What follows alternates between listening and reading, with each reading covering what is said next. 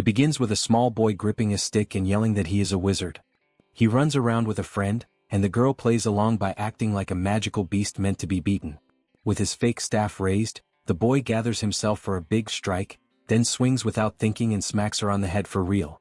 The girl reacts fast, upset that it actually hurt. The boy treats it like part of the game, acting like wizards are supposed to hit beasts. That pushes the girl to demand a turn as a wizard too, but he shuts her down. Nearby, an old man stands back and watches the whole thing. Not long after, the elder, Labus, remarks that the kids are overflowing with energy that morning. The two children rush over and ask what it takes to become wizards, but Labus makes it clear it doesn't work like that. He explains that true mages sit at the top of human society, holding power passed down through bloodlines, and they keep control through those inherited gifts. Because of that, he says the children won't simply become mages by wanting it. A young man nearby challenges that claim. He brings up a rumor he heard, and Labus studies him with interest. The young man asks if it's true a magical beast has shown up in the area. Labus confirms it with a grim look, and fear spreads through the villagers. He describes what was found at the village entrance, a massive leopard-like creature wrapped in shadow. A woman quickly steadies her frightened daughter, saying the village chief already went to the city to bring back a mage. That calms the crowd. People start believing the beast will be dealt with soon. The mother still warns her child to stay out of the forest until it's safe. Labus backs that up, warning everyone that facing a beast without a mage is close to impossible. The same young man asks if the whole village has heard the news, and Labus says they have. Then the young man asks about a certain boy, but Labus doesn't seem to recognize who he means. The young man clarifies that he's talking about the boy from Oral Hill. The scene shifts to a shepherd named Turin stretched out in the grass, staring up with a bored, empty look while his sheep linger nearby. He sinks into the same complaint he's had for too long. Life feels dead and pointless. Every day shows him the same view, the same path, the same work, repeating until it all blurs together. He thinks that if it keeps going like this, he might even forget how to talk. A sharp voice suddenly snaps him out of it, calling him a pitiful kid. Labus has come again, irritated that Turin is already wasting time. Turin fires back by complaining that the old man's shadow is ruining his rest. Labus calls him disrespectful and asks if he's still bitter about what happened before. That old wound is still there. Turin recalls how Labus tried to take his flock after Turin's mother died. Since then, Turin hasn't felt any urge to be kind or share what was left to him with the village. He pushes Labus to stop circling and say what he came for. Labus bristles at the boy's nerve, but Turin doesn't flinch. He holds Labus's stare with a hard, steady look, refusing to back down. The elder drops the warning in full, and the young man jolts upright in surprise. Labus lays it out as a leopard as big as a house, and he claims he came straight there to warn him. What throws Labus off is how the shepherd shows almost no fear. He can't read where that calm comes from, but he still tells him to watch himself. Labus insists he came because he was worried. The shepherd calls that a lie. He throws it back in the old man's face, saying the worry is for the sheep, not for him. Labus snaps at that, anger flashing hard. The shepherd cuts him off and tells him to leave if he has nothing else to say. He even throws a crude insult, saying the old man's breath is so foul it could rot a nose. Labus storms off, boiling with rage. The shepherd stays put, calmly rubbing one of his sheep as if nothing happened. Once he's alone, the shepherd lets his thoughts drift back to the beast. Magical beasts are explained as the animal side of what mages are, creatures that can use mana the same way humans with power do. The idea of a real mage coming to the village sparks something in him. He feels a rush, imagining what it would be like to see one up close for the first time. At the same time, he assumes the mage won't be anything special, since the call came from a poor, remote village. Still, curiosity bites at him. He wonders how strong that mage will be. Then a strange smell slides into the air and pulls his attention hard. His body reacts before his mind fully catches up. The scent feels wrong, sharp enough to raise his pulse. He recognizes it fast. He looks up at the sky and takes it in like a warning that hits his blood. As dusk settles, he makes a choice and follows that scent into the forest to find out what happened. He moves along the dirt path with care, tracking the trail through the trees. Each step confirms he's going the right way. The smell thickens as he pushes deeper, heavier with every breath, until it starts to feel like it's clinging to the inside of his mouth. Then he stops cold. Ahead, he finds Labus and other villagers sprawled out, torn up by a brutal attack. The shepherd's stomach drops. He never expected the source of that smell to be Labus himself. He scans the damage and sees it clearly. No normal wild animal could do this. The wounds, the force, the destruction all point to one thing. This was the work of a magical beast, not some common predator. A strange sound cuts through the quiet. The shepherd tightens instantly, fully alert. From the darkness, a massive paw slides forward, claws long and sharp, moving slow like it knows it owns the place. A huge black creature steps out next, its shape heavy and wrong, its presence crushing the air around it. The magical beast reveals itself completely, standing in front of the young shepherd. Right then, the story jumps back to the little boy from earlier, now asking how strong those beasts really are. His father explains that a normal adult wouldn't last against one, not even for a moment. The boy grows uneasy and asks what will happen to the village. His father keeps him steady, saying the chief already went to bring a mage back to deal with it. That answer doesn't ease the boy completely. He asks, tense and afraid, if a mage can actually beat the monster. The father confirms it, describing mages as rare people born with magic, the kind who can drop a magical beast with a single word. The scene snaps back to the forest. The shepherd faces the creature without a flicker of fear. He speaks one short command, telling it to fall. Something unseen slams into the beast. It jerks like it got hit by an invisible force, confused by what just happened to its body. At the same time, the young man's body starts to glow, a thick red aura rolling off him like heat. He rubs at his head, realizing his first idea didn't land the way he expected. The beast takes the opening, roaring and rushing him with raw fury. The shepherd doesn't panic. He throws another command, telling the giant thing to stop. In the blink of an eye, a strange power slices through the monster, cutting it clean as if the air itself turned into a blade. That shocks him. He realizes he can't fully control the strike, even if he wants to. Still, the beast refuses to go down. Its body flares with light and knits itself back together, healing right in front of him like the damage never happened. With another violent roar, it proves it's nowhere near finished. It charges again, forcing the shepherd to retreat to avoid getting crushed. His first approach has failed, so he switches tactics without wasting time. He bends down, grabs a small stone, and locks it into his palm like it matters more than a weapon. He tightens his grip and readies his slingshot, deciding to fight like a shepherd should. The monster barrels in for another hit. The young man pours magic into the stone and orders it to become tougher. He starts spinning the slingshot, building speed.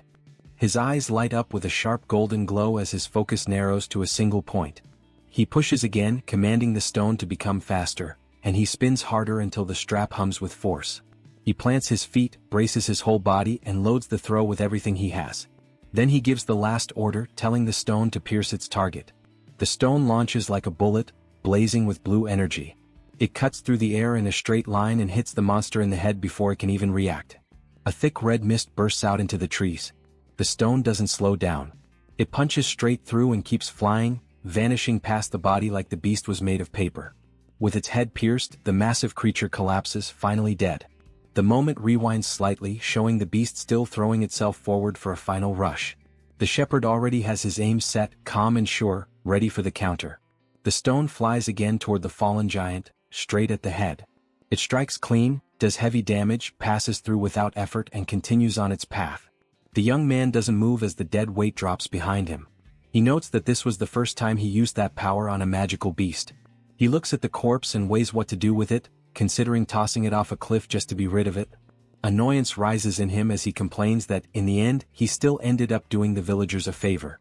Then the truth shows through in a tight focus on his eye. He isn't just a shepherd. He's a mage. A memory takes over, and he explains that he first found his ability 8 years ago.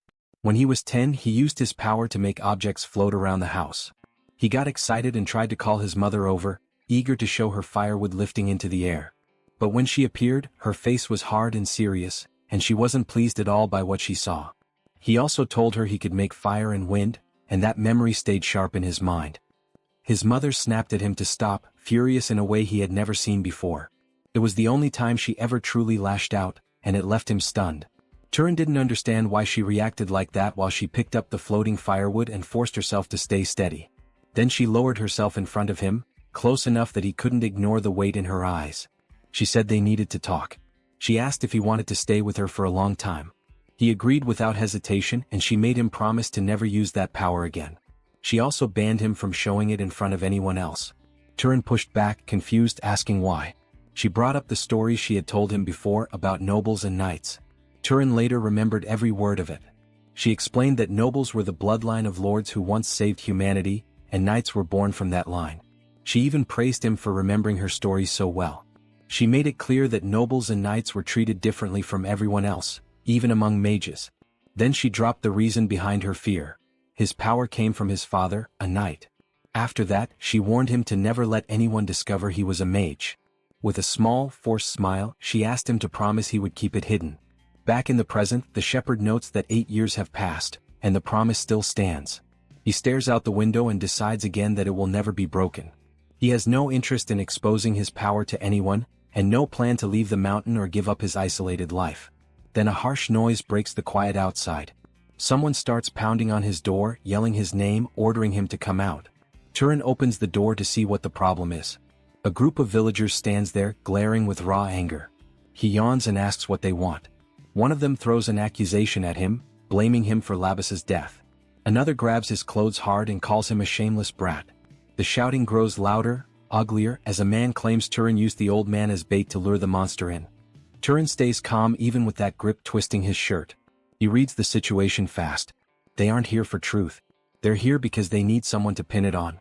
Blaming him is the easiest path for people who spent the crisis hiding. He cuts through them with that thought, seeing their fear and weakness for what it is. They want to dump the responsibility before anyone turns the finger back on them. That pushes one man over the edge. He surges forward with hate and swings at Turin. Turin slips aside without effort, the punch cutting only air. As he moves, one thought runs clean and cold through his mind. Magic is useful for dealing with nuisances. He answers with a sharp, clean strike of his own, dropping the attacker with skill that makes it clear he isn't an easy target. In the middle of it, another thought rises, heavy with memory and certainty. When someone wants something hard enough, it can become real, paid for with mana. With a hard look, Turin murmurs a simple order, telling the attacker to fall. The man stumbles like his body betrayed him and drops face first into the grass, confused and humiliated. Even surrounded, Turin walks forward at an even pace. The others swing at him but nothing lands. They flail and miss while he keeps moving, steady and untouched. He keeps his movements controlled, trying to stay low-key so his hidden power doesn't draw the wrong kind of attention. Instead of flashing anything strange, he grabs a wooden stick and uses it like a simple tool, cracking down on anyone who gets too close. He moves fast and clean, taking control of the brawl with sharp footwork and hard hits. Another villager drops after a quick strike, then another.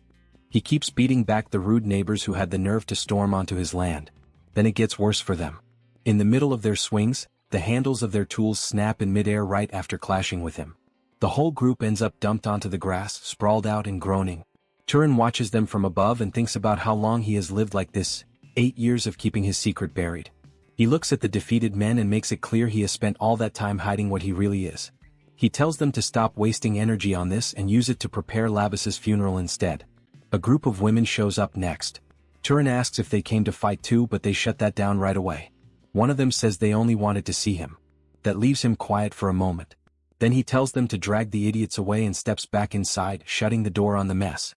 Alone again, he thinks about how going to the village will be a headache. They'll try to turn this into bargaining, twisting the situation to squeeze something out of him. He doesn't care. If they try anything, he can just beat them down again. He figures the beating was rough enough that they won't come back soon. A knock hits the door. For a second he assumes they really have lost their minds. But the sound is different, heavy, steady, confident. Whoever is outside isn't there to whine or threaten. Turin yanks the door open, already angry, ready to hurt someone. A stranger stands there.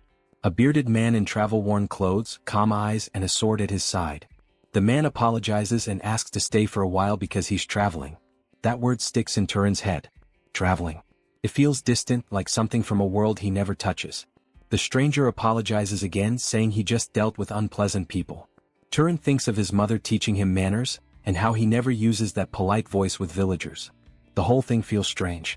He studies the sword and finds it odd to see a swordsman in a place like this. After a quiet breath, he lets the man in. The next moment shows a table covered with food. Turin has invited him to eat. He offers what he has, nothing fancy, but the traveler still looks surprised. First by the meal and then by the fact Turin has never seen an outsider before. Turin explains he was born there and raised there and he has never left the hill. The swordsman drinks from a wooden mug while watching him closely. Turin drinks too, calm and measured, like he's trying to pretend this is normal. Then the visitor comments on Turin's posture and manners. For someone who has lived as a shepherd, his behavior is too polished. Turin credits his mother, then mentions she died a few years ago. The traveler responds with respect. saying she raised a fine young man and is resting somewhere good now. Turin accepts it and says he only lives the way she taught him. After that, Turin asks what brought a swordsman so far out. The man reveals he came because of a request. A leopard-type magical beast appeared in the area, and someone needed to kill it. Turin immediately understands. This is the mage the village chief went to find. The stranger confirms it without hesitation. The mage asks to question him. Turin allows it. The mage says he can sense the beast's aura nearby, yet the creature is nowhere in sight. On top of that, Turin's attitude doesn't match the situation at all. The village chief warned him about danger, but Turin sits there completely calm. The mage points out the obvious. If the beast attacked humans, Turin would be the first one hit. Then the mage locks eyes with him and presses the point, asking why he isn't afraid. That question drags Turin back into an old memory. His mother's voice returns, asking what he really was. Young Turin had asked why he couldn't tell anyone he was a mage. His mother had answered with a comparison he never forgot. Knights were like the dogs shepherds raised to guard the flock. They could be treated like family, but the moment it became necessary, they could be sold off or sacrificed without warning. She told him she didn't want that future for her son.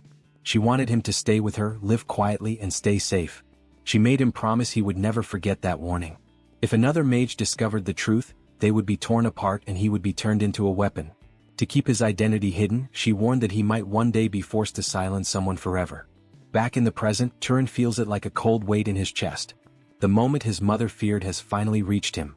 The visitor pushes the question again. Turin's eyes flare with a golden glow. The swordsman goes quiet, watching him carefully, trying to read what that reaction means. Then the mage suddenly smiles and says Turin's expression ruined the joke. Turin doesn't get it and wonders what kind of joke that was supposed to be. He admits he doesn't really understand humor. The mage waves it off, saying the surprise makes sense since it's Turin's first time hearing a mage joke. The visitor realizes they never even introduced themselves. He reaches out his hand with an easy smile, expecting a handshake. Turin gives his name as Turan, an 18-year-old shepherd, and shakes his hand. It's the first real greeting between them since the man arrived. The mage mentions he is 75. Turin reacts that he doesn't look that old. The mage explains that mages age slowly. Turin asks how someone like him ended up wandering around. The mage says he served House Arabian for 60 years and now wants to travel during what he calls his final days. Turin finds it strange but also kind of appealing, like it belongs in some story he never got to live. The mage seems pleased by that reaction and leans into it, ready to share more. Turin listens with real interest. The older man smiles wide, and the room turns warm in a way Turin isn't used to. They keep talking and Turin realizes he's enjoying it more than he thought possible. He never expected a conversation like this to feel so easy. Hours slip away. When they finally notice, dawn is close outside. The mage is surprised the night vanished so fast and says it's time to go. He leaves silver coins on the table and explains they're the purest kind. Turin accepts them and wishes him luck with the hunt. The mage tells him not to act like it's goodbye, then jokes that he might come back someday just to get another free meal. The next day, Turin takes his sheep to graze on the hill like always. The flock spreads out across the grass under clear sun, calm and steady. With a small smile, Turin gives a call for the flock to gather. One sheep lifts its head right away, then the rest follow, moving toward him until they form a tight group around their owner in the center of the pasture. Turin thinks about last night. It was the first time he had met another mage and he can't even remember the last time he talked that much. While he rubs a sheep's head, he remembers the calmness in the old man's voice and the simple joy behind it. Out of all the adults he has dealt with, that mage felt genuinely decent. Alone with the flock, Turin reflects on how he always pictured knights as hunting dogs for nobles. Useful, loyal, disposable. He wonders how the hunt went, since there are no longer any magical beasts left on Oral Hill. At the same time, the mage moves through the forest and confirms something is wrong. There really are no beasts nearby. The silence doesn't feel natural.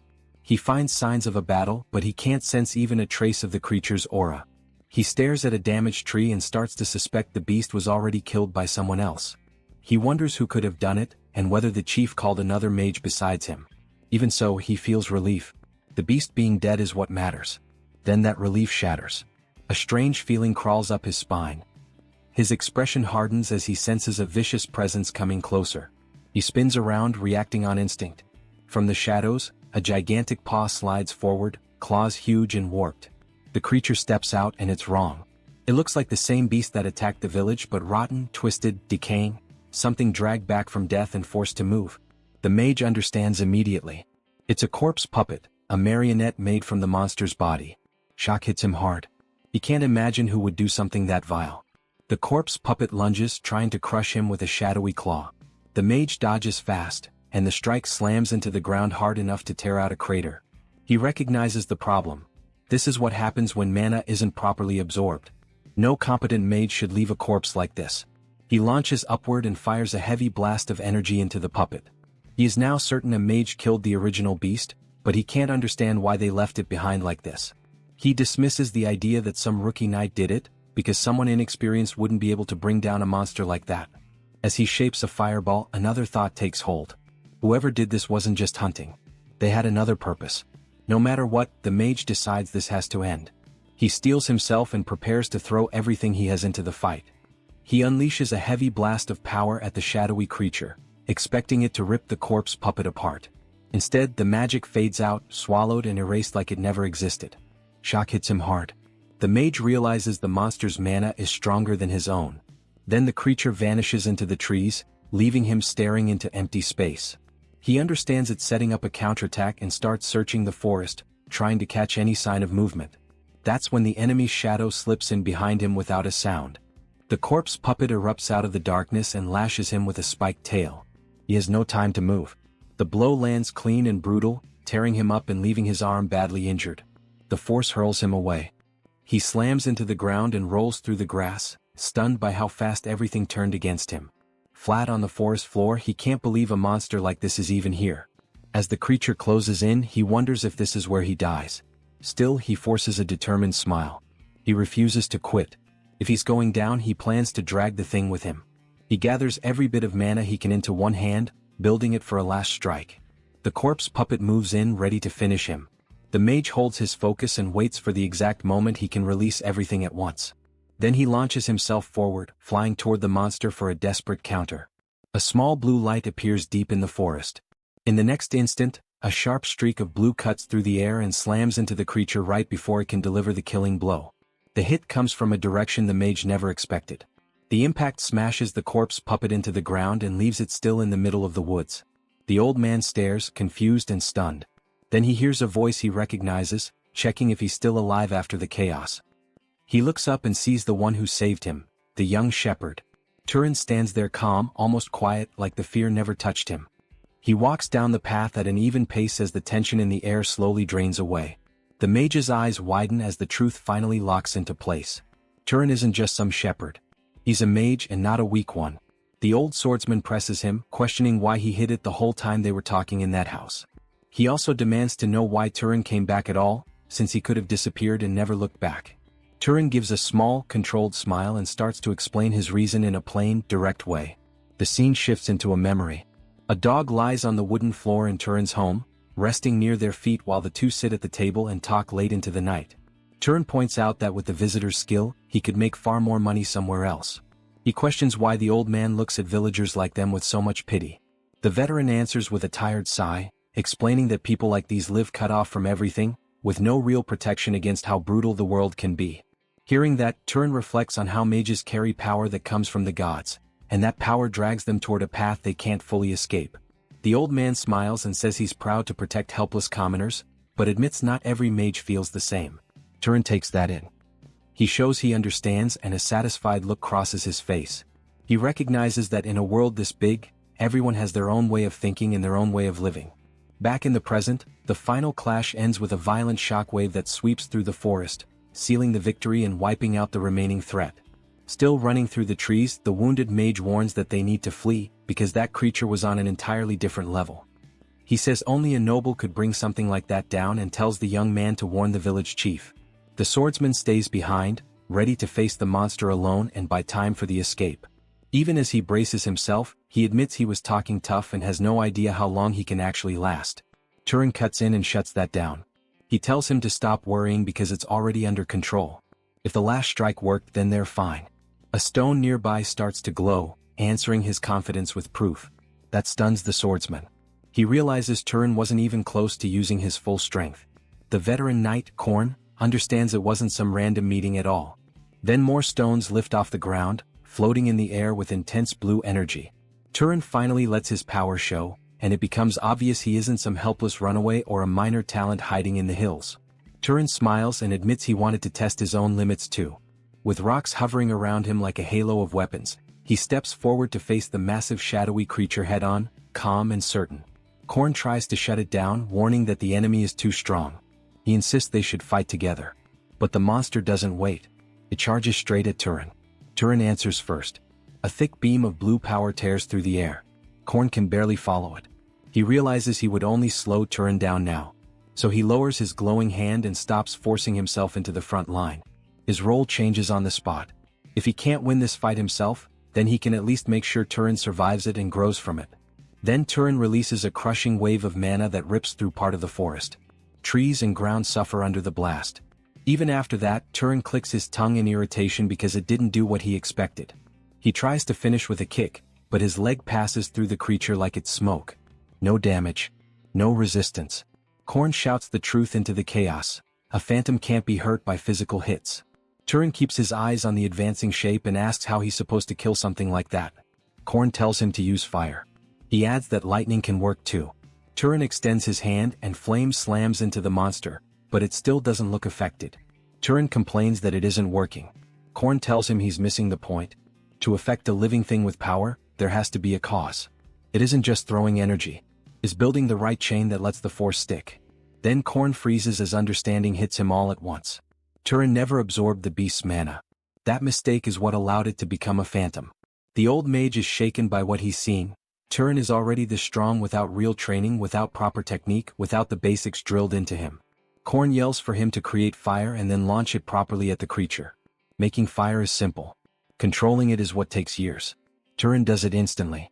No hesitation. No struggle. He forms it like it's natural, like he's been doing it forever. Then he stomps down hard, grounding himself, loading his body for a clean strike. With one sharp motion, he sends a fireball flying with full force toward the shadowy monster. The fireball slams into the creature's eye with perfect aim, triggering a violent blast that floods the air with flames. The phantom's body starts to burn away, its shadowy form breaking apart as the fire eats through it. Korn shouts for Turin to stay locked in and keep feeding mana into the flames. If anything remains, the phantom can persist. Turin hardens his focus and forces more power into the burning mass, refusing to let it escape. The heat surges. A swirling storm of fire finishes the job, and the creature is erased completely. With the threat gone, Korn finally lets himself breathe and celebrates. He points out how absurdly strong that phantom was, high-level and dangerous, yet the young shepherd still brought it down on his own. Turin asks if it's truly over. Korn looks at him with fresh respect, impressed by what he just witnessed. Then Korn gives a warning. If Turin doesn't absorb the mana left behind, he risks facing another phantom. Turin asks how to do it. Korn tells him to picture it like draining something out. Turin closes his eyes and concentrates.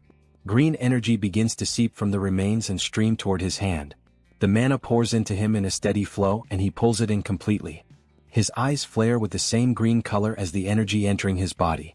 The mana spreads through him, and for the first time his inner pathways become visible, like channels lighting up under the skin. Korn freezes, stunned by the sight. He says the sensation will be overwhelming. Turin can barely process how intense it feels. Korn asks if this is his first time absorbing mana. Turin confirms it. Korn explains that mana usually grows slowly, and the fastest way to evolve is by absorbing it from others. If this is Turin's first time and he's already like this, then his potential is on a different level. Korn concludes the shepherd is not ordinary at all. Turin goes tense, the air between them turning awkward. Korn calls his name to pull him out of that silence, then bows and apologizes. He asks which noble house Turin belongs to. Turin answers by calling Korn by name, catching the veteran off guard. Korn stares at him, surprised. Turin tells him to clean his wound first. Only then does Korn fully register his injured arm. Back at the cabin, Korn sits at the table with his arm cleaned and tightly bandaged. He asks to be forgiven for pushing Turin into a fight and for acting out of line. Turin shuts it down.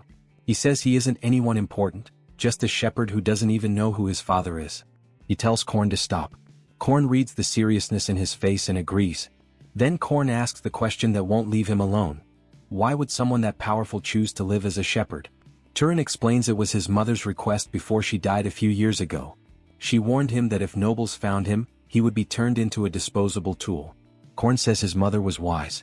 Turin is thrown off by that reaction. To him she always felt overprotective. Korn tells him she wasn't completely wrong. Great power always drags conflict behind it. He brings up a war from 20 years ago between noble houses, a brutal clash between House Arabian and House Sahar. The fighting is shown as something massive and unforgiving, and thousands died because of it. Out of 3,000 knights serving House Arabian, more than 900 were killed in the fighting. Korn's voice turns heavy as he admits the worst part. Every friend he had, everyone he knew well, ended up in that third who didn't make it. He remembers losing friends, losing family, watching them wiped out by the enemy until only he was left. The Wanderer says a warrior's life can end far faster than the life of a normal commoner. Still, he points out that Turin's mother misjudged one thing, his talent. That catches Turin off guard. The old man admits he is a skilled swordsman, but even so, Turin erased that phantom with disturbing ease. He says Turin's potential sits at a noble level, maybe among the highest talents around. Turin stays quiet, letting those words sink in. His mind starts drifting toward what that kind of future would mean. Then he asks if the story about his father being a knight was even true. The Wanderer explains that rare cases exist, cases where things don't follow the usual rules. After that, the veteran suggests Turin would be better off leaving the hill and seeing the world. Turin asks why. The older man answers that humanity still needs protectors to tame the land and stand between people and danger. Then he catches himself and apologizes, realizing Turin still doesn't fully understand how magic works. He breaks it down. Some abilities come from lineage, traits passed down from ancient ancestors. Those inherited traits are what split people into social classes. The mage asks if Turin ever felt like certain spells were too easy, or if he had any natural ability that didn't seem to cost mana at all. Turin wonders if it isn't just mana that makes him physically stronger than others. Then he mentions his sharp sense of smell. The mage confirms that a strong nose can be a lineage trait. He adds that skill with throwing weapons is linked to House Arabian, though it's common enough that it doesn't narrow much down. Turin pushes him to keep going and the older man agrees. But Turin notices something off. The visitor's mood shifts. His face tightens. Turin calls it out, confused. The swordsman turns serious. Turin asks what changed. With a steady stare, the elder says he already knows which noble house Turin's abilities match most closely. Turin asks which family. The veteran holds that calm, guarded expression a moment longer, then reveals it. Turin's traits belong to one of the kingdom's great houses, a family known everywhere as the Hunters. House Sahar. The name lands like a hammer. Turin goes still, shocked into silence. The sound of it echoes in his head, leaving him numb. He can barely accept that he carries the lineage of Zahar, the same house that brought so much death and pain to the man sitting across from him.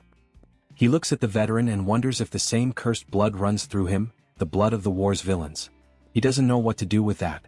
He doesn't know if he's supposed to apologize for people he never met, crimes he never committed. The guilt still presses down anyway, heavy and stupid and hard to shake. The silence breaks when the older man says his name in a calm, steady voice. He places a hand on Turin's shoulder and tells him to stop wearing that crushed look. He reminds Turin that he wasn't part of the past war, not even close. Still, the weight doesn't leave Turin's chest. The elder smiles softly and says that was a fight for adults. Holding on to hatred only stretches the suffering out forever. Turin asks if the man feels any regret. The veteran asks what he means. Standing there in the open pasture, Turin asks if the man regrets telling him to leave the mountain life. The old man explains the truth without dressing it up. If Turin goes after power, the path will pull him toward House Sahar sooner or later, because talent like his won't be ignored. Turin is startled by how direct it is. But then he realizes something else in the man's words. Despite everything, the veteran trusts him. He believes Turin's character is clean, and that there's something solid and decent inside him. The old man says he saw Turin's kindness the moment he risked his lifelong secret just to save a stranger. Looking ahead, he thinks someone like Turin might even stop new wars before they start. Then he tries to ease the tension, telling him not to treat everything like a death sentence, since he still hasn't chosen his path. Turin looks toward the horizon and feels his thoughts settle. They're clearer now than they've ever been. A small smile forms as he admits he has finally decided to come down from the hill and see the world for himself. The veteran is glad to hear it, but he warns against leaving too suddenly because of his injuries. Turin answers that he won't go anywhere until his friend is fully healed, and that choice shows exactly what kind of person he is. Watching him from the window later, the older man concludes Turin truly has a rare heart and a future that won't stay small for long. After that, the veteran begins teaching. He explains that magic needs mana, the so-called key to omnipotence. Turin turns that over in his mind, but the old man corrects the idea. Mana isn't as absolute as people make it sound. Turin asks what decides how mana turns into real magic. The man raises 3 fingers and says the difficulty depends on 3 things: lineage, affinity, and causality. He starts with lineage. It's tied to family blood and affects most nobles. He uses his own injury as an example. Turin admits he couldn't heal it with magic. The veteran explains that some lineages can heal without training at all, like a family from the south whose power does the work naturally. Then he moves to affinity, describing it as familiarity. Turin understands right away and compares it to how he made a fireball by treating it like a thrown stone. The veteran agrees, adding that simply creating flames wouldn't give the same speed or force as shaping it with the right feel and method. Finally, he names the last and most important factor: causality. Even he admits he doesn't fully understand it. To show what he means, he asks what would happen if Turin tried to strike him using only raw mana. The result would be weak because there's no cause built for the effect. He demonstrates on the mug. The water begins to boil. He explains that this kind of result appears when mana is pushed without the right cause behind it. Turin watches and says he finally understands it a little. If he wants to take someone down, he needs to create a cause that makes sense, like launching a fireball instead of just forcing mana forward. The veteran is impressed and jokes that Turin could have been a scholar. Then Turin asks why he needs these rules for magical beasts if he can control normal animals. The old man explains the difference is the mana inside the beast. Turin takes it in and realizes a real mage doesn't just throw mana around, they understand how it works and why it sticks. Turin asks if the Zahar lineage has its own special ability. The veteran confirms it does and says they're known for tracking. Then he challenges Turin to try it. Turin accepts immediately. He closes his eyes and focuses, willing himself to leave no trace, no sound, no scent, nothing. White smoke starts to rise off his body as he pours energy into the spell. The older knight watches closely, unsure if it actually worked. Then Turin vanishes from the chair. Only a faint streak of golden light remains on the floor. The veteran confirms it worked because Turin is no longer visible. Seeing that ability in action tightens something in him, the old fear he carried from the past. The room feels empty, like Turin erased himself from the world around him. A moment later, Turin reappears in a flare of light, proving the spell held. The veteran calls it a terrifying gift, one feared by Arabian knights for good reason. Still, he warns that invisibility isn't perfect. It has limits and weak points. He decides to teach Turin how to train it. Turin questions whether it's dangerous to help someone tied to an enemy house. The veteran reminds him that Turin saved his life and treated his wounds. With a hand pressed to his chest, he makes it clear he trusts Turin's character completely. The scene cuts to the village. The chief shouts in disbelief when he hears Turin is selling his sheep and leaving. Turin stands ready for the road, equipped for travel, while the chief complains that he's leaving without warning anyone. The mage with him only smiles, questioning why Turin should care what others think about his own property. Turin lays down terms. If they don't pay a fair price, he'll release the whole flock and walk away. One of the men Turin beat before calls out in panic, warning the chief not to push him. The chief grumbles, knowing Turin is the type who follows through. With no real choice, he hands over a bag of coins and the sale is done. The elder tells Turin to do whatever he wants. And with that, the 2 travelers finally leave the village behind. On the road out, Turin remembers the village still owes the mage payment and offers to collect it for him. Korn refuses right away. He says he won't take anything because the one who truly killed the magical beast was Turin. Turin accepts that with a small smile, and they keep walking side by side along the dirt road until the trees thicken and the forest line comes into view. At the forest edge, Korn stops and says this is where they split.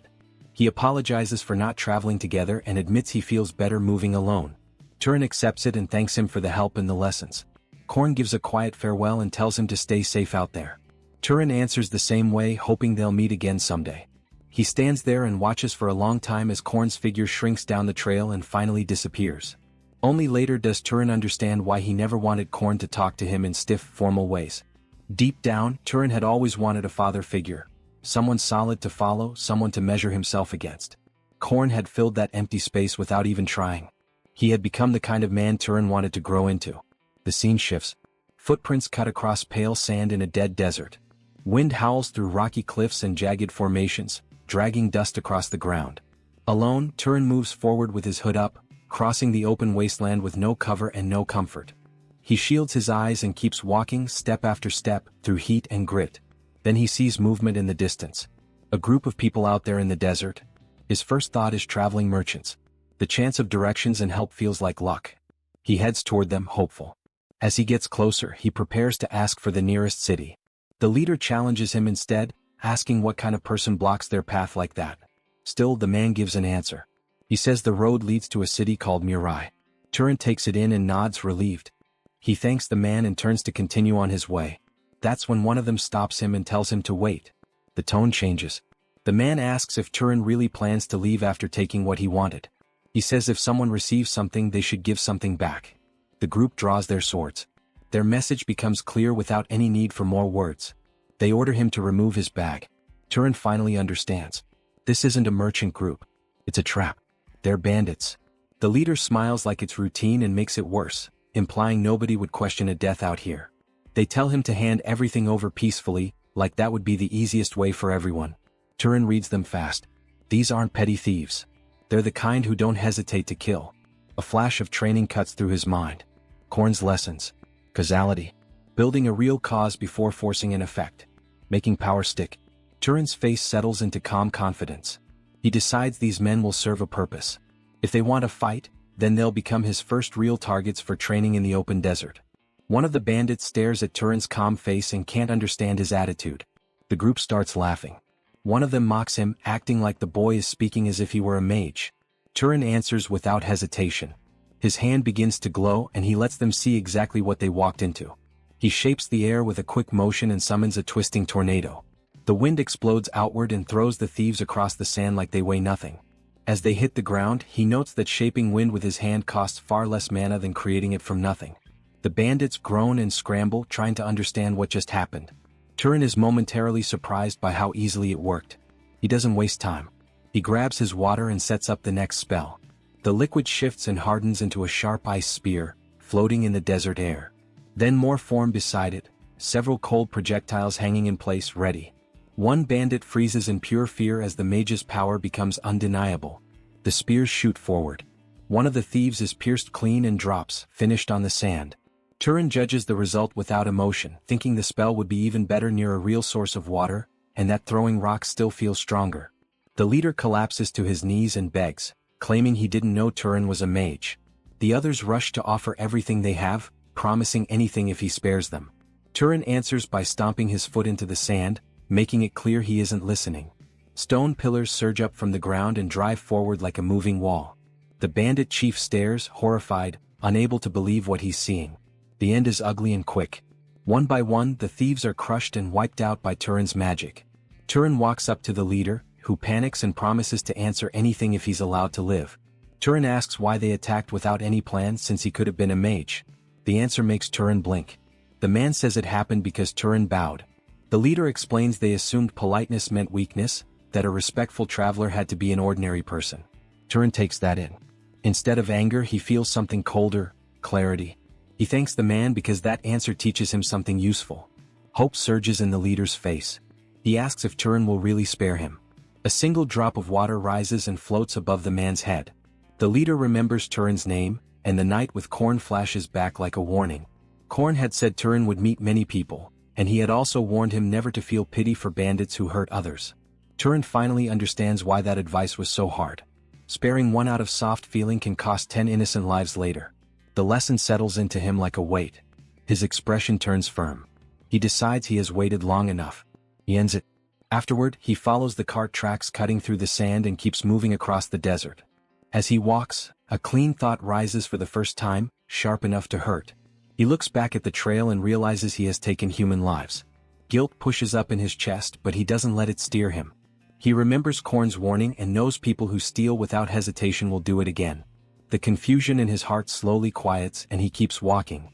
After a long stretch of travel, the desert finally gives way to a new sight: life, movement, color. Turin stares, stunned by what opens up ahead. On the horizon stands a city, wide and busy, with a massive castle rising at its center. A sign marks the place. Mirai. It's called a small city, but to Turin it looks enormous. He has never seen so many people gathered in one place. Even the buildings look strange compared to the rough village structures he grew up with. As he steps into the market streets, surrounded by noise and crowds, he finally feels like he has entered a real city. He stops at a fruit stand. The vendor greets him with loud energy at first and asks what he wants to buy. Turin answers that he isn't there as a customer. Instantly, the vendor's mood turns sour. He He tells Turin to leave if he isn't buying anything. Turin is thrown off by how fast it changes. He wonders if there's some rule here where you have to purchase before you're allowed to speak. To test it, he points at the red apples and asks what they cost. The vendor names the price in dupit and keeps studying the young outsider with open curiosity.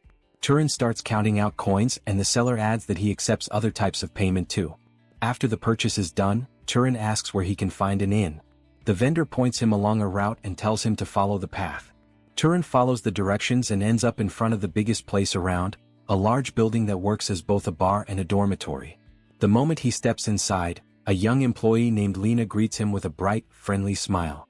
She throws in a compliment about his looks while Turin asks how much it costs to stay the night. Lena tells him the daily rate is 16 dupit. Turin agrees instantly and doesn't even hesitate. He hands over his money bag, but he says there's something important he wants to ask. Lena holds the payment and leans in, curious.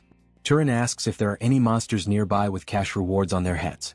He needs targets to hunt, both to absorb mana and to build up coins. Lena goes quiet and stares at the gold. Turin asks why she stopped talking. Lena finally answers that nothing comes free in this world, then mentions City Hall.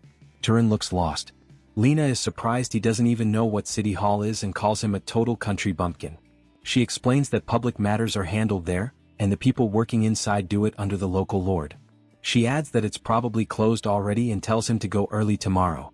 Then Lena asks if Turin is a monster hunter. Turin doesn't understand the term. Lena explains the local legend. Normal people can become mages by hunting monsters.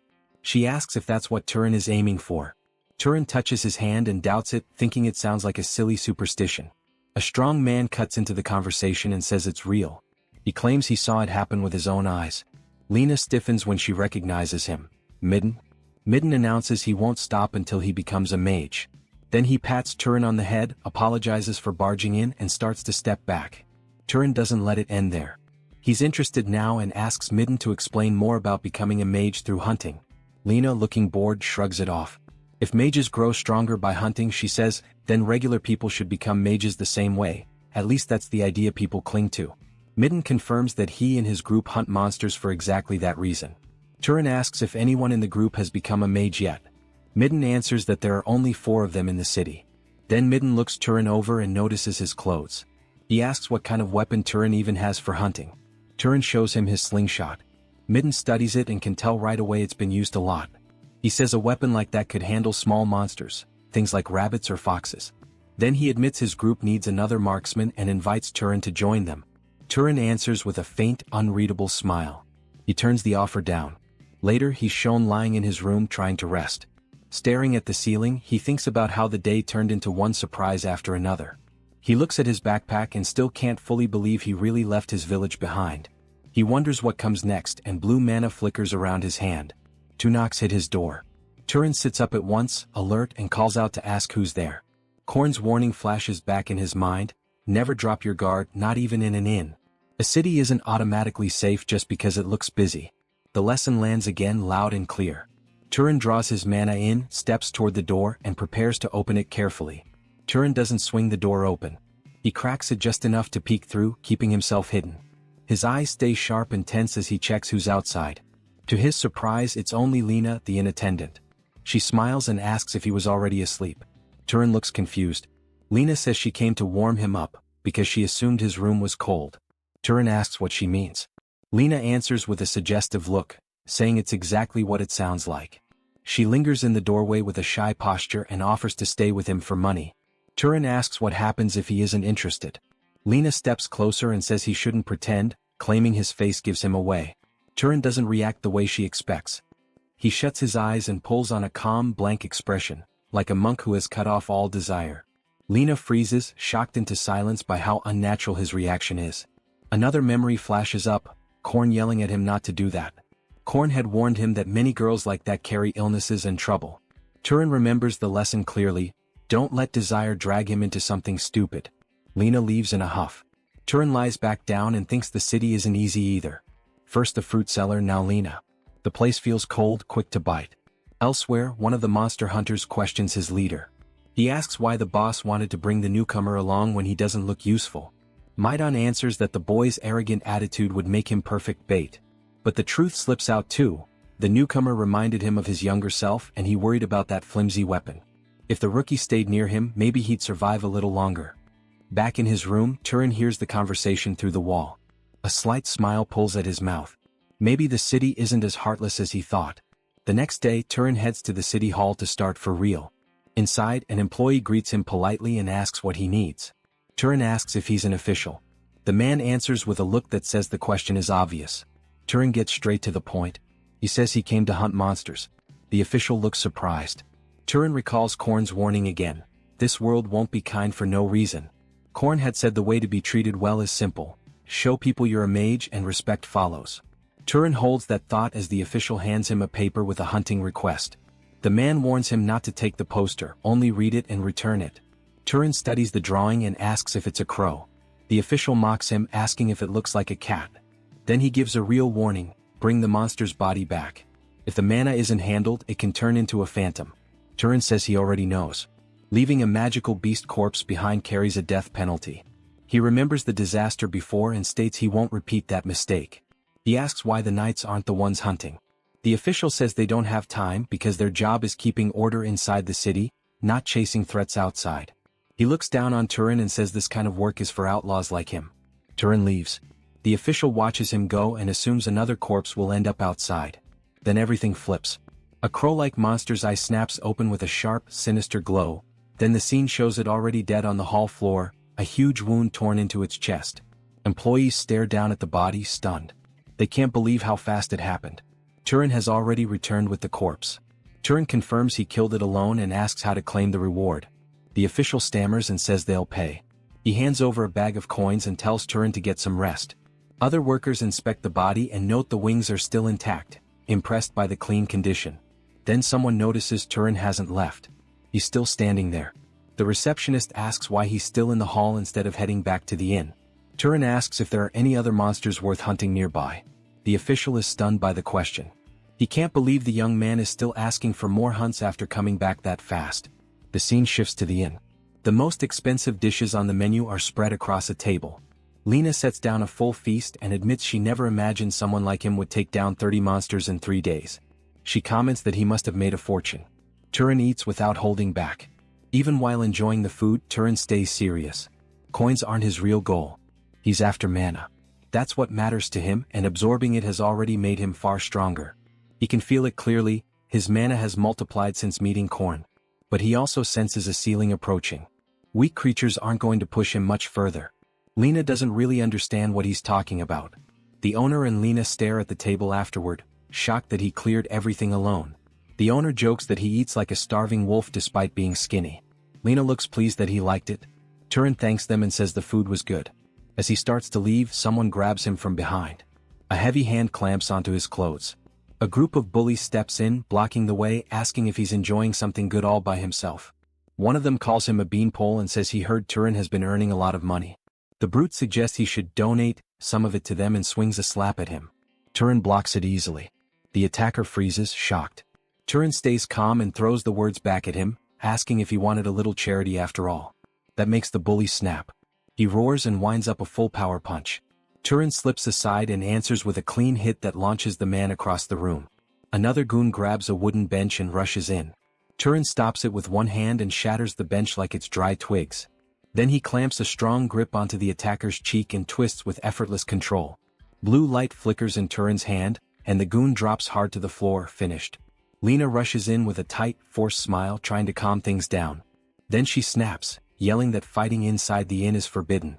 Later, the bullies are shown bowing low and offering apologies. Back in Turin's room, Midden shows up and says he already dealt with them and it won't happen again. He explains they've been short on money and got jealous seeing Turin's winnings.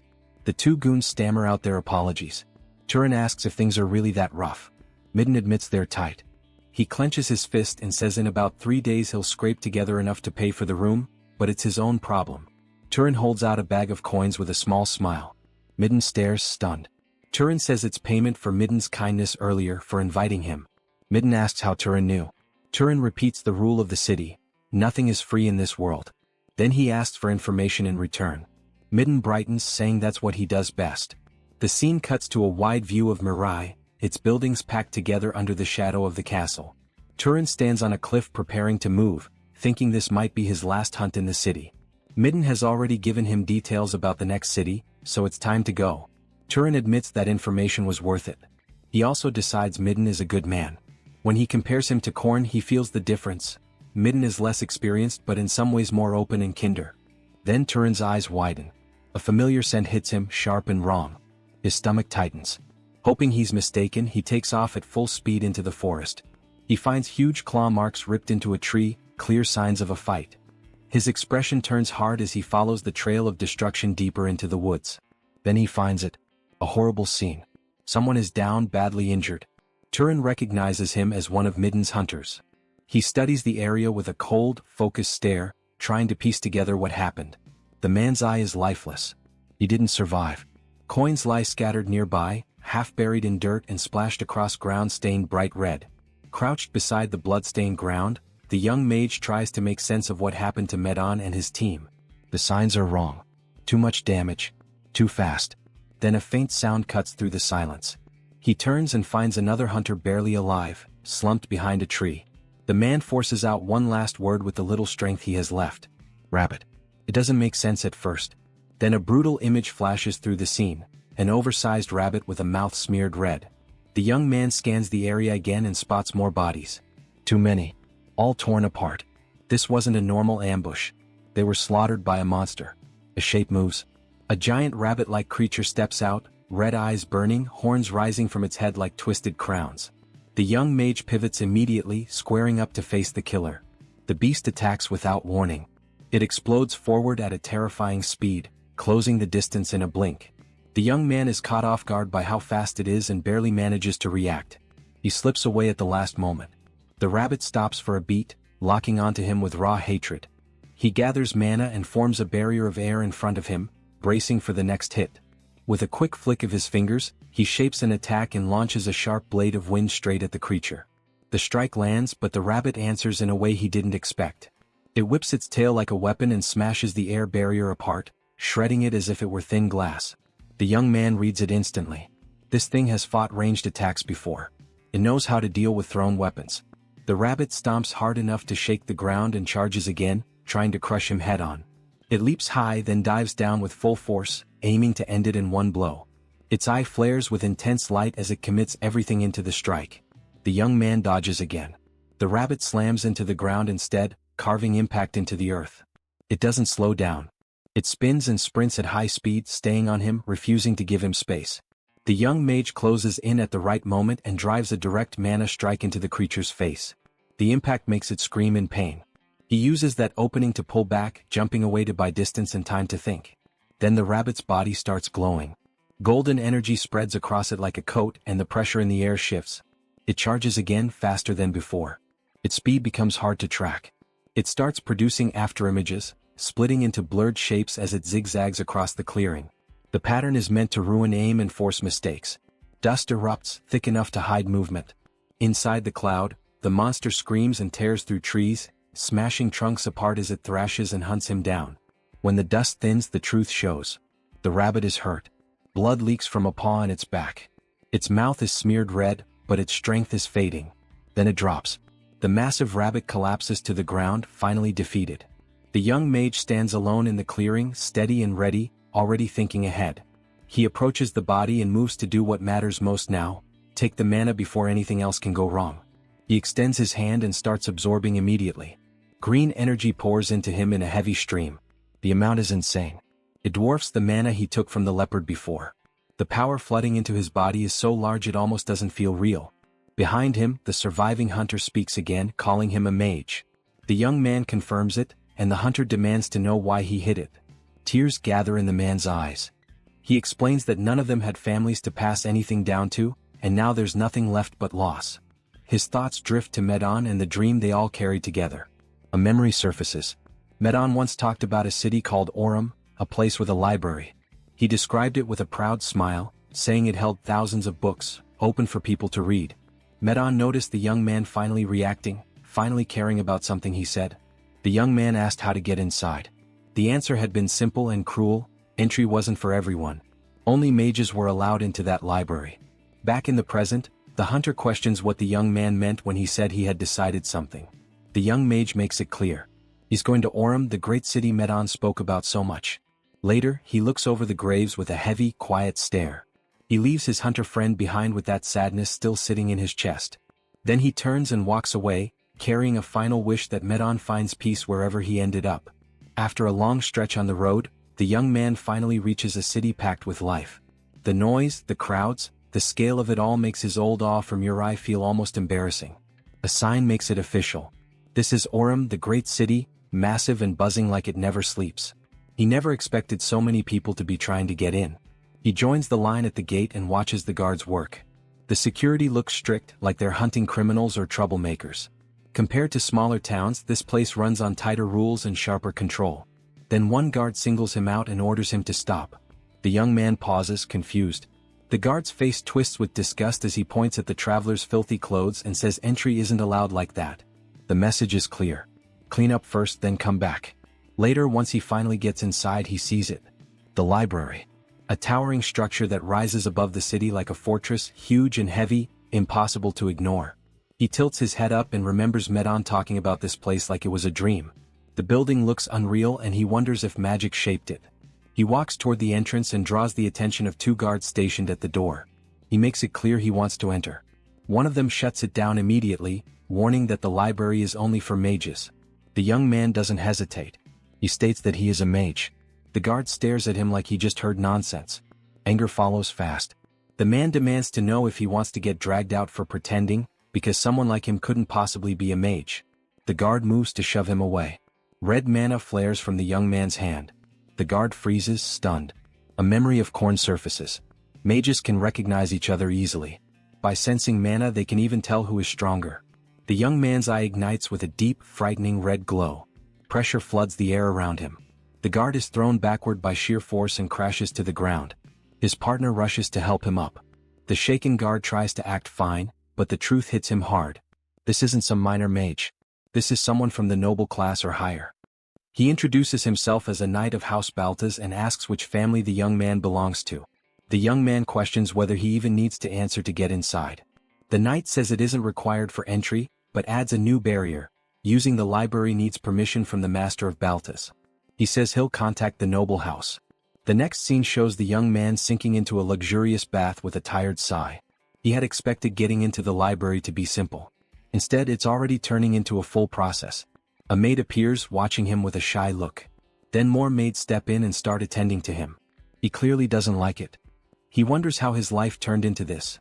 3 young women helping him bathe like he's some priceless guest. He awkwardly tells them to stop. They answer at the same time, obedient. One explains that if they fail to serve an important guest, they'll be punished. He gives up arguing and tells them to do what they want. The maids visibly relax and thank him. After the bath, one maid stares at him, openly impressed, then slaps a hand over her mouth when she realizes she reacted too strongly. Dressed in clean, new clothes, he asks if something is on his face. She apologizes and admits she blanked out because the guest is too handsome. He lets it slide but tells them not to speak to him so casually. Then he catches his reflection in the mirror and freezes for a moment. Cleaned up, he barely recognizes himself. A young woman with red hair walks into the room and studies him with sharp curiosity. She teases him, implying he was the guest, who showed up looking like a beggar. Then she admits the truth with a smug smile. After a bath and proper clothes, he now looks like a prince. He gives his name as Turan. The red-haired woman introduces herself as Azella, a noble of the house. She asks which family he belongs to. He refuses to reveal it. Azella smiles like that answer is a gift.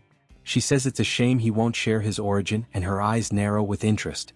If he wants to hide, then she decides it's time for a little game. Orange mana detonates through the hall like an explosion, flooding the room with crushing pressure. The blast catches Turan off guard. Azella stands there with a challenging look, pushing her power outward and demanding he show his own. Turan feels the weight of her mana slam into him, heavy and intense, and he realizes just how dangerous this noble woman is. The moment Duran sensed Azil's spirit force, he answered with his own, letting his energy pour out without pause. In a blink, the entire room drowned in raw power as the two forces met. Their mana slammed together head-on, making the air turn thick and hard to breathe, trembling under the strain. A guard rushed in front of the maids, putting himself between them and the spreading pressure, but the heavy aura still rolled through the chamber like a storm that refused to settle. After several tight seconds, Turan cut off his release. Azil stopped as well, already done testing him. She didn't look threatened. She looked pleased, almost too pleased. Her eyes dropped to her hands, studying them with a strange focus, like she had just proved something important to herself. Then she flashed a playful smile and threw out a sudden marriage proposal. The words hit Turan like a strike to the head. He locked up, stunned, his thoughts wiped clean for a moment. Azil noticed his frozen face and teased him for reacting like that, brushing it off as a joke, yet still pushing him to consider it. She made it clear the place beside her was empty.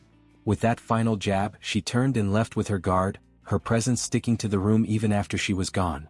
Turan stayed where he was, stuck in place, trying to untangle what she meant. He glanced down at his hand, feeling the faint aftershiver from their clash still lingering in his body. Doubt slid into his mind as he quietly weighed what he had just felt. Her mana matched his. If that was true, then maybe this level of strength wasn't rare here. The scene shifted to a different room. A man waited there in calm silence, Rug Valtas, the Lord of Orem. When Turan entered, the noble received him with steady composure, acknowledging that Turan already knew who he was. Rug repeated Turan's name as if testing how it sounded, then went straight to the point. Turan wanted access to the library. Rug didn't waste time feeding fantasies. People came chasing rumors, so he shut them down early. There was no hidden ancient miracle inside that library. No secret method to skyrocket mana overnight. Turan listened without flinching. He accepted it outright, making it clear he hadn't come for cheap shortcuts in the first place. Rug studied him for a moment, then allowed it.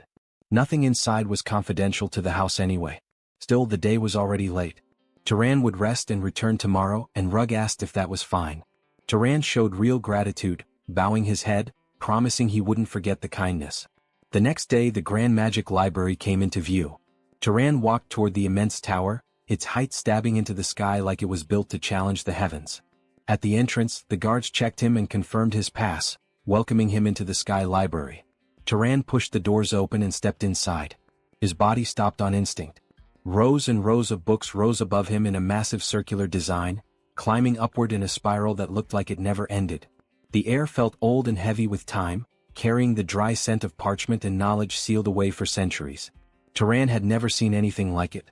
Awe slipped out of him before he could hold it back as he took in what the place truly was. Then a voice came from nearby, greeting him by name. He turned and found a young girl standing there. She introduced herself as the librarian, chosen by the Lord to manage the library, and stated she would explain the rules for using it. She claimed the rules were simple. Turan stared, thrown off. In his mind, the disbelief hit fast. This kid was the librarian? She raised one finger and started laying it out. If he damaged anything, he would pay for it. No messing around with books. And while he used the library, she would watch him the entire time. Turan nodded, but hesitation showed as he asked for distance while he read, admitting it would feel wrong with her hovering close. Then curiosity pushed through and he asked if she had read the books here too. She answered like it was obvious. If he needed something found, he could rely on her. She claimed she was the best at it. Then she tilted her head with a sharp, playful edge and pressed him for what he wanted, tossing out options like romance, history, or something dirty like it was all the same. Turan was caught off balance by how blunt she was, but he steadied himself quickly. What he wanted wasn't entertainment. He wanted the world's basic common knowledge. This time it was the librarian who looked surprised. She reacted fast, moving with surprising speed as she gathered a heavy stack of books and dropped them in front of him. Most of what sat in that library had survived for hundreds of years, which made it useless for anything recent. Still, she guided him toward a section that could at least fill the gaps and give him something close to practical. Turan thanked her with real sincerity. She brushed it off with an easy, casual answer. He picked up one of the books and stared at it like it was a strange tool he had forgotten existed. The thought slipped out of him as if he was relearning something basic. Then he opened it carefully and started reading. The moment his eyes moved across the pages, something lit inside him. The feeling wasn't small. It was sharp, almost hungry. The book wasn't just ink and paper, it was a door. From there, his life fell into a strict routine. Every single day he went back to the library. He stayed for hours, reading until it became normal, until it became necessary. Day after day, he drowned himself in the knowledge packed into those ancient walls. Little by little, the world stopped being a fog. He learned the shape of the land, the borders, and the names that mattered. He learned the races that lived in it and how they dealt with each other. He learned how wizards were expected to behave, what manners mattered, and what rules people pretended not to break. He absorbed the methods used to create and process items, how materials were handled, refined, and turned into something useful. He studied monsters that hunted in distant regions and relics that had survived since the ancient empire's time. With every detail he took in, the empty space in his head filled. What used to feel like a wide, unknown void gained form. The blurry parts sharpened. The pieces connected. The world became clearer, heavier, and more real. Then the scene shifted. The Lord stood in front of him again, calm and controlled, checking whether Turan had used the library well. Turan confirmed it with respect. The Lord made something clear right away: this had nothing to do with noble status. Granting access had been goodwill. And now the Lord wanted payment for that goodwill. Turan didn't stall. He made it simple: say what was needed. A monster had appeared north of Orem and had started attacking travelers. Turan met the Lord's eyes and understood the direction immediately, pushing the idea forward without games. The Lord continued, and his face tightened. The Phrenides who were sent to handle it never came back. They were eaten. That meant it wasn't a clean job. It meant someone with real power needed to step in. The Lord's house could only mobilize a small number of people right now, which made the situation worse. Turan agreed without drama. Deep down, the reason was clear: protecting people was part of what a wizard should do. Still, something about it rubbed wrong. It raised a quiet doubt in him. Weren't wizards usually the type to avoid getting involved in problems like this? The Lord added another reason. The northern route mattered. It was a major trade path for Orem, and it had been shut down for 10 days. It needed to be reopened fast. Turan counted it in his head. 10 days. That was before he had even arrived in Orem. The pieces clicked. That explained why the Lord had handed him library access so easily in the first place. The scene shifted again. A large group left the city in an organized procession, moving north toward whatever waited out there. Among them, a comment cut through the march, an observation that the Lord was bold enough to send even a guest to hunt a monster. The voice belonged to Azil. She walked at the front with easy confidence, pushing the pace like she owned the road. The tone carried teasing, but there was a sharp edge behind it, like she was poking at something real. It turned into a pointed question about whether their side was truly that unreliable. Then she dismissed it, claiming she wasn't blaming anyone, just calling her father a man who created problems. The man beside her let out an awkward laugh and pushed back, suggesting that calling the Lord a messmaker was a bit much. Azil shut it down without effort, clearly not bothered. That same man then turned toward Turan and shifted into a more formal mood, treating it like a proper first meeting. He introduced himself as Marvin Voltas and made it clear he expected to work together. Turan returned the introduction in the same calm manner, and the group continued forward. Azil, still leading, kept things simple. She wanted the job finished fast so they could return and rest. While they walked, Marvin leaned slightly closer to Turan and lowered his voice, probing whether Turan had any interest in Marvin's older sister. Turan rejected the idea instantly without hesitation. Marvin looked genuinely relieved, like that answer removed a problem he didn't want to deal with. Then the men at the front threw up a signal for everyone to stop. Ahead of them lay wreckage, what looked like the remains of a destroyed carriage. Broken pieces were scattered across the path, torn apart in a way that didn't leave much doubt. The signs of violence were obvious. Whatever had hit it didn't do it gently. As they inspected the wreckage, one of them muttered a question about whether the creature was responsible. Another quickly settled on the likely answer. Since their side had blocked travel to the north, the victims had probably come from the south and walked straight into the attack. Turan stayed quiet and studied everything. He checked the scattered debris, the broken path, and the marks left in the dirt.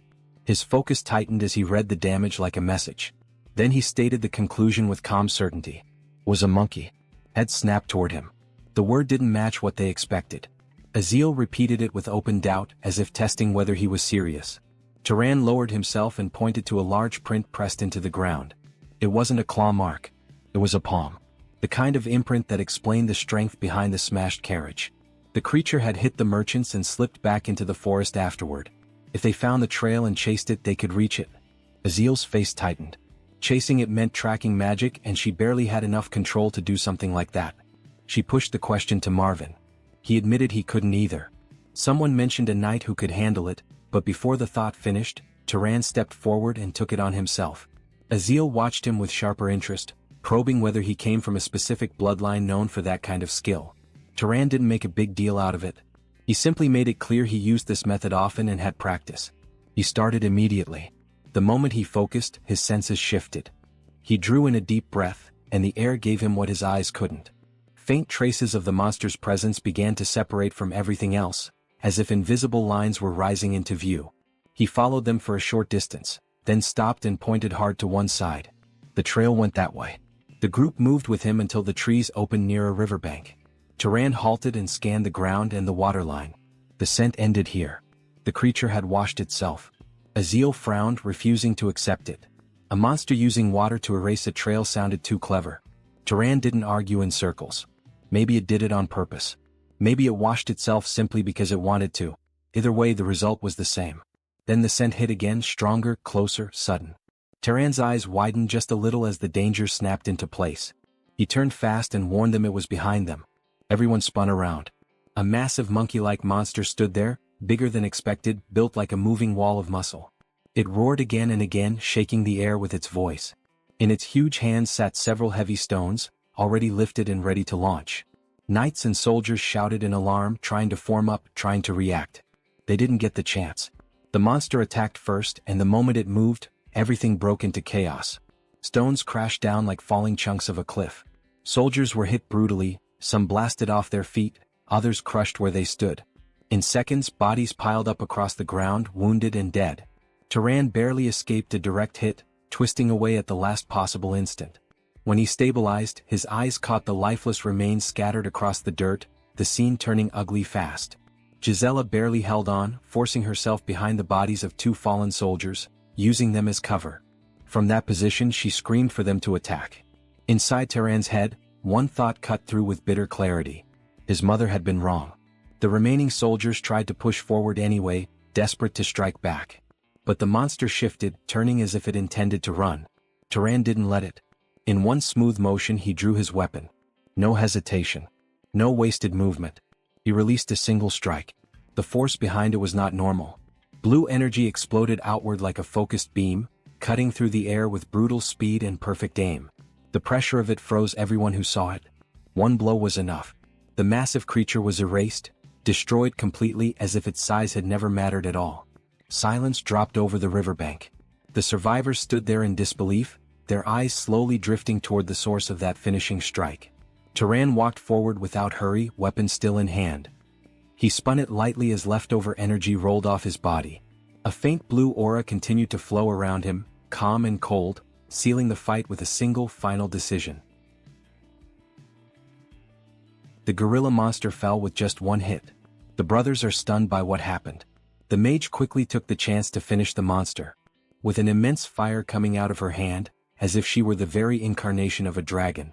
With just this blow the monster is obliterated, forming a huge explosion. So that's the bloodline ability of House Voltas Pyromaniacs. The warriors around can finally breathe in peace. After all, in fights against monsters they are weak. The mage goes to speak with the protagonist. She got chills for a second while the rock was coming at us. Then the brother jokes about the situation, asking if the little sister got scared. Shut up. He's the one who screamed like a little girl. When did he ever do that? Meanwhile, the warriors are checking who is injured. Some of them have broken arms. Quit whining. There's someone whose whole arm got blown off. Anyone got spare bandages? This guy's head keeps bleeding. What do we do? Maybe try applying this medicine on. Our protagonist has the first vision of what the battlefield is like. What a mess. He guess we're lucky there are no casualties. Yes, it was a surprise attack by a monster, but this was a fight where we could have avoided even serious injuries. The scene of the mages holding bodies to protect themselves still echoes in the protagonist's mind. Considering their bodies get stronger based on their mana, they should be several times tougher than the knights. And yet they didn't hesitate to use people weaker than them as shields. The older brother noticed the protagonist's gaze and asked if something was wrong. No, it was nothing. The sister draws the protagonist's attention. After all, the most important part of this whole battle is absorbing the monster's mana. The three gather close to the monster and raise their hands. Taran begins the process of absorbing the monster. Just like the book said, even if multiple people absorb it at once, the degree of enhancement doesn't seem to get reduced. During this process something curious happens. The girl stopped because she reached the maximum she could absorb. This crappy growth limit of mine. The brother also reached his limit. Meanwhile, Taran continued the absorption process naturally. Now the girl understood why her father sent Taran with them. That level of spell proficiency and a mana capacity that rivals her. To think he's a noble who hasn't even reached his growth limit yet. By the end of the afternoon, everyone returns to the capital. Come to think of it, if it weren't for Taran, we would have never defeated it. from the tracking ability, to landing the hit that knocked the monster down. It was his attack that did it. Please, it wasn't anything spectacular. If anything, he regrets noticing it too late and letting it get the first strike. He didn't think it would have a search ability as well. Wow, it had a search ability? Yes. It seems like different abilities awaken depending on the monster's external traits. The monkey we killed had big hands and big eyes, but it looked nothing like its original form. It probably awakened an ability to throw things with great force, and the ability to see far away or to see through the forest. The brother is surprised by that explanation. He can't believe Turan figured out all that in such a short time. Actually, he looked through a monster encyclopedia at the library earlier. The library? That stuffy place. No one goes there. She went in once a long time ago because she was curious, but it was filled with difficult books, so she left without even reading half a volume. Next time you get the chance, ask the librarian if there are any easy books. The girl seems surprised by this information from the protagonist. The librarian? Yes. The person who manages the library. Was there even someone like that in the library? And with that information, the protagonist was also left confused. Welcome back, Turan. He was careless. No knight or commoner would ever call a noble by their name. In this city, the way you address a noble is only using esteemed one. And besides, the way that she looks doesn't exactly scream librarian. How do you know his name? The librarian noticed the intent behind the question. With a simple smile, she questioned it. Only now did he notice. As he thought. She learned it from his permit. As long as it's around this library, her gaze reaches anywhere. How should he address her, then? She doesn't have a name, so call me whatever he wants. How about something cute like my love? In that case, he will use librarian. He's so stiff. After using me for days, calling me to do this and that. She is talking as if the protagonist were a pervert, haha. He never did that. And don't come so close. It's a bit burdensome. Is she a wizard from the old empire? No. She wasn't a person to begin with. She's kind of a spirit. But it suits her, right? When a soul inhabits something living, it becomes a living spirit. When it inhabits something neither alive nor dead, it's a spirit. In other words, the library itself is her. This form is just for comfortable communication. Basically, it's the user's preference. Though your preferences are kind of. Don't make stuff up. But it's true that she's like a reflection in water. Then, curious, the protagonist begins to look more carefully at the spirit. And indelicately, he places his hand on her chest. Was there no better place to check? Where are you touching? Feels weird. He apologizes. You have no idea how annoying it is. That she can't directly exert power on an intruder. If she could, the librarian would have punished every last bastard who carelessly took books out of the library. It seems House Voltas doesn't know you exist. No, maybe it's everyone who's ever used this library. That's because until now, there was no one with the qualifications to perceive her. Her creator made it so only those whose type is complete beyond a certain level could see her. So only him can see me, she thinks. Pretty romantic, isn't it? What does she mean by type? It's what a wizards call bloodline. Could she tell him about his bloodline? He should ask his parents about that. Unfortunately, he is an orphan. Then she can check it for him. All she needs is your consent to examine your body. While saying this, she licks her lips as if she had just found meat and she were a carnivore. Examine his body? What do you mean? She makes an expression as if she were a ghost. Is this really how it's done? Suddenly, she puts her hand inside the protagonist's chest, leaving him startled. Wow, we're connected. Don't say weird things. It doesn't hurt though. There are a few small bits, but the big chunks are the pursuer and hunter bloodlines. Was that a trait of House Sahar? Yes. But something strange happens, she begins to feel more. It was mixed. What's mixed? It means he's the result of two people with different bloodlines. Then what's the other one? She doesn't know either. It's still locked. A locked bloodline isn't that rare in bloodline combinations. As he grows stronger, it will open naturally. He got it? But a concern comes to his mind after this revelation. Mother, she was far too polite and educated to be a commoner. Maybe she was a descendant of some noble. A bloodline so diluted it couldn't even hold knight-level mana. Alright. He understands more or less, thank you. If he's grateful, stay one more month. After learning the true identity of the library spirit, Turan didn't continue reading alone. He kept asking about the contents of the books and requesting explanations. So there are really that many invisible substances. The librarian even knew the knowledge contained in books that had been plundered from the library and vanished over the past thousands of years. That's right. If he makes water float in the air, shapes it like this, and then looks through it, he will be able to see it directly. Having the laws of nature taught to him in plain words was a treasure beyond measure.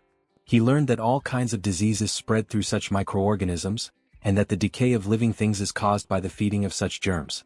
Not only that, he also grasped basic principles, like the refraction of light, the generation of heat through friction, and the process of how living things get injured and how they heal. With this knowledge acquired, he decides to conduct an experiment with decay. As soon as he touched the apple that looked healthy, it quickly turned rotten as if it had no life left. So how is it? It's incredible. It's not something that existing magic can't do, but just understanding the principle makes him consume far less mana. Simply changing the way he perceived the world raised his skill as a wizard. Maybe some powerful houses are monopolizing knowledge like this. If every wizard knew it, they'd lose their competitive edge. No wonder people's level of knowledge keeps dropping as time goes on. Now she kind of understands why. It's about time he should leave. Oh, he's leaving. Yes. The owner of this place has been openly giving me hints to go.